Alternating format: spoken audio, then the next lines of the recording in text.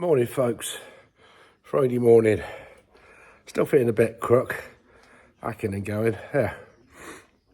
Oh, thanks for your comments and likes and the birthday wishes from your mum, yeah, 80 today. Yeah, so we're down here. I was hoping to go and see her today, but work things have changed plans, so that's had to go yesterday. So we're having a go, we're going to do the seals in the drop box and try and get that put back together this morning and see if we can get it on the gearbox. So yeah, thanks for your comments and likes. Give us a subscribe. So here we go. Got the first one here. I got the old seal out, and yeah, we got new ones to go in. Obviously, it's a bit of a job to get the thickness with the double lip. So as I've done with plenty of others, you have half thickness ones and put them in back to back, which then creates the double lip seal effect. So we'll get that one squeezed in, then put that one in the other way up, and that's ending up with like that, two lips there, one for the oil, one for the dirt. And with that, one for the oil, one for the dirt. So we'll get those in and do the other two, and then put it all together. There we have it, new seal in the PTO. We've done the other two in those ones there. So we'll give these a wipe over and start putting it back in there and reassemble it. So yeah, nice, that's a double lip seal, that one, because you can get them in the smaller size. But I'd say bigger ones, gives you half thickness ones. So yeah, let's get reassembling. There we go, we got the bottom PTO shaft in there. It spins nicely. And we'll start getting these big buggers back in. Bit awkward because they are pretty heavy to hold in place to get in there. There we go, we got the second shaft in there, the gear's in. So we'll put the bearing housing on the back and we can stand it up and get the one in from the other side. So that's going to be that one there to go on there. So we got that bearing there, I'll go on that shaft. The old heat gun there, we'll give it a bit of a warm up and hopefully it will just slip straight on there. So yeah, let's get it a bit toasty. So I've got the heat gun on the go here, getting them a bit warm. Let's see what happens. See if it hopefully slides straight on. Look at that, straight in there. Job's a good one. Now the bearing's on. We'll work a bit of grease into it, just so it's got something to keep it nice until it's all filled up with oil. Bit in round the back of that, a bit more for luck.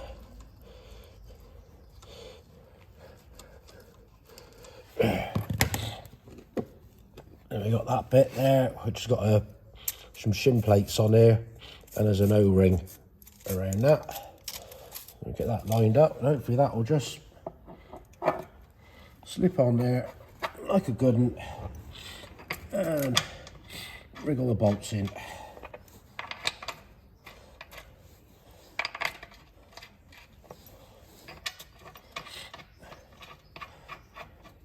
Get those lipped up. There's the old gun.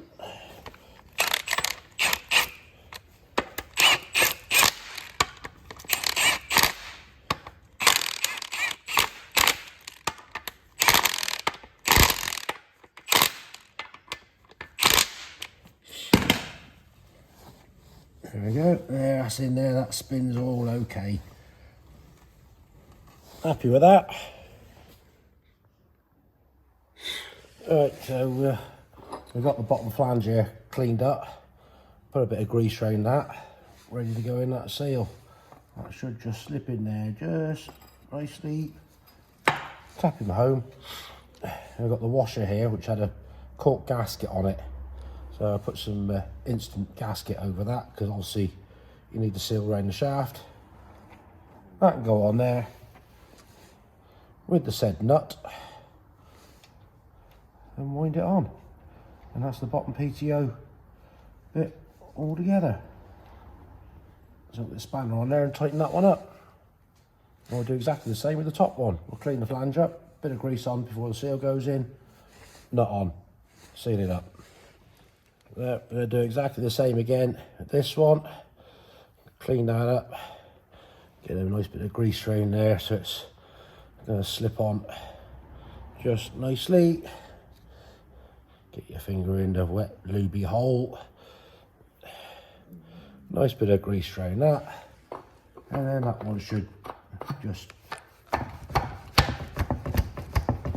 slide in there. Again, you got your big washer, dollop of instant gasket round it, help seal it up. Somebody's been in there before at some point because that's the remains of instant gasket that was in there from a while ago. So let's put a bit more for luck on there. On the shaft, switch it in, have the nut.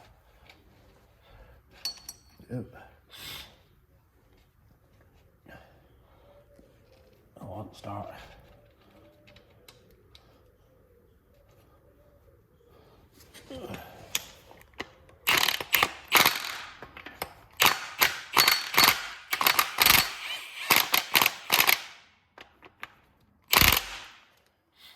And that one's on there. So that's the back side done. We'll work up to the top. We'll get this on the other side, and then we can put the top gear in, and he's ready to go back on then. There we got the front one in. We've got the top gear, got some grease on the bearing. We get that one pushed in, then we're gonna have to warm the bearing up to put it on that. We nip it up, and locking washer and nut to go on there. And that's the last bits to go in for now until we put it on there. Then we go put the PTO gear in, and then the last big gear there, which that one there, you have to clean up, that goes in after. Once it's on there, obviously. There we go, and he's warmed up in, load of grease in it. Then we got the big washer that sits on there. We have one locking tab to go on there, just like that, and then one castellated nut, so we can get that wound on, nipped up, lock the tab in place, make sure it spins freely. There we go, it is spinning at the moment.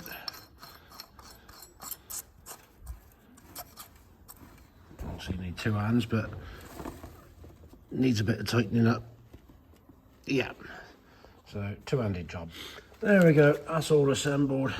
That turns, that one turns. So you put a bit of preload on the bearing and then knocked it off and got the locking tab in there. And the PTO turns down the bottom. So we're now ready. We're going to cut this off because that's only a casting thing, which in the book it does say you can cut it off if you need to put the thing back in through the front of the cab because it does get in the way. So we'll have that off. We'll get the crane and the bolt and hopefully get it put on there. So we're getting the selector rails put in, and yeah, we found a bit we're missing in the box of bits that came with it all. I'm thinking, what are we going to do here? So I went down a route around in my stores. Look what I found. The detent. But we're also missing the bolts and the spacers. But I found some bolts and I found a couple of spacers. So at least we can get over this job. But yeah, I'll see if the customer's got it lurking somewhere. But it's obviously not here. But that's going the right way. So we can get that bit there, fit it in there, and then wire up the rest of the locking bolts. We've got the locking bolts on the front to do. And then, ooh, maybe I'll lift that up and put it on. So got these wired up. Obviously wires looped round the rail, twisted round, and then through the bolt. So I've done those two. Haven't done the ones on the front yet. We've got the drop box lifted up, sat in place. PTO gears engaged in there. So we've got the snap ring to put on that, snap ring to go on there. And we can clean that one up and slide that one in. obviously put the rest of the bolts in to hold it all together. But yeah, easy when you've got a crane just to lift things up, and yeah, you can steady it. So yeah, it's almost back together and done. A break from the gearbox, even though it's nearly done. Got something else to have to make for it. Truck turned up, inspection. I'd like to have done it this morning, but they were using it, so it's here now. Let's go and do a brake test and then move that thing out of the way to get this up there. And so yeah, it's Friday. Hopefully there's nothing wrong with this. Well, that makes a pleasant change. There's nothing broken, falling off, and all the lights work on this one. So that's made my Friday. So yeah, we'll get it on the floor, do the paperwork. Job's a good one. Yeah, that's the pipe we got to make. As you can see, it's somebody's buggered it, literally. It's been chaffing on something there. It's probably when it was on here, I don't know. It's resting on something. So I've made one before. So we'll get the tube out and the bender, cut those fittings off, and see if we can't make a new one up. But probably won't be today. Look at that, we've had a delivery. Hydraulic draw cables. They've gone to red this time for some reason. And PTO cables. We've got those back in stock. So yeah, anybody needs them, I've now got them. There we got one of my other little tools. I've got a lot of bending tools. So we got a bit of pipe, about a 1/2 inch. And we've got the nice 90-degree bend on there. All we got to do now is measure and mark out to get that one. Obviously the end is longer than what we need, so we can trim it back to suit. So we'll mark that out, put it in, and get a tight bend back the other way. Hopefully I don't mess it up. Well, for a first attempt bend, don't think that's going to be too far out. That's about right there, and that's somewhere close to there.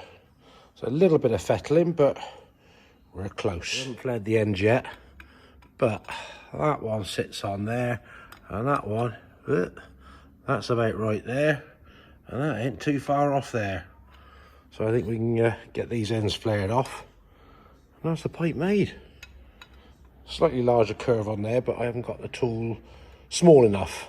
I've just got a big tool, well, slightly too big tool. Well, I don't think that's too bad a job.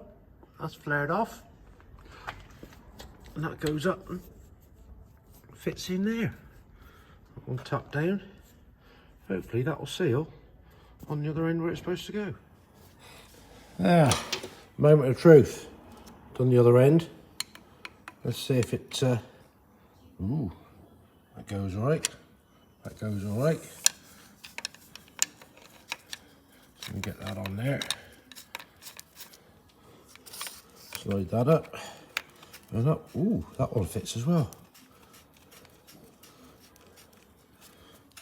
Nip them up. Tidy. Job's a good one.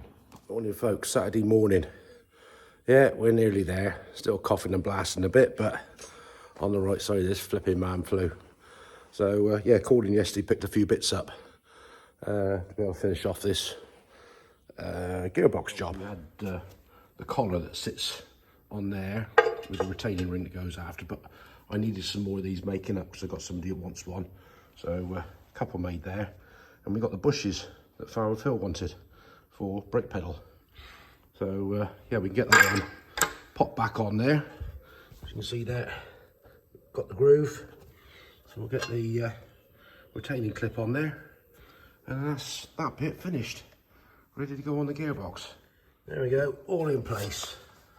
So that's ready to go on, and the pulley slid on the front. On the next job, we got this mat here as an under mat. We've got an old floor mat there. So this rubber that used to use back in the day, I don't know, it's just got this habit of like melting itself.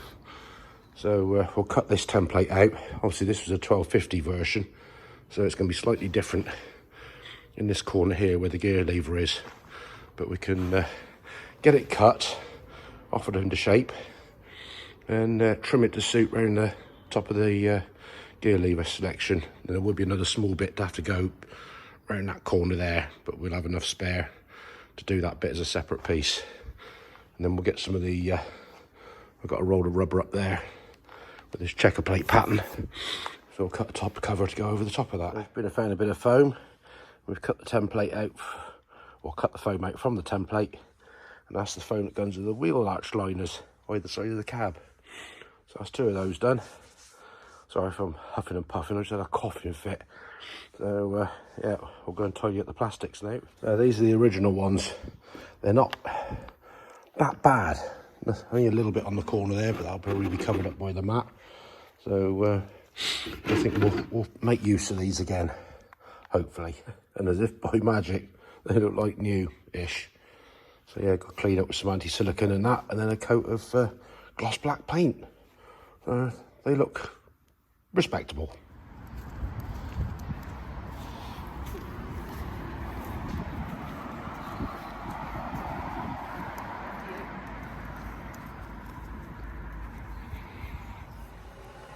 Righto folks, well that's Saturday afternoon now, so yeah, let's go off and look at a prospective dog for Lanky. She wants a Labrador thing, so been up to Bristol to have a meet of a potential rescue one, 8-month-old. But yeah, in the meantime, hope you enjoyed today's video of messing with gearbox bits and Dropbox stuff.